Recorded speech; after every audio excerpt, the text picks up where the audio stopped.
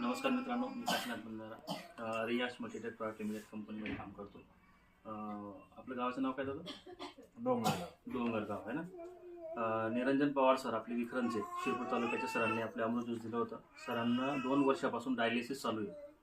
तर सरांना 5 तारखेपासून सरांनी चालू केलं होतं, 5 जानेवारीपासून. तर 6 दिवसामध्ये सरांना खूप चांगला रिझल्ट आलेला आहे.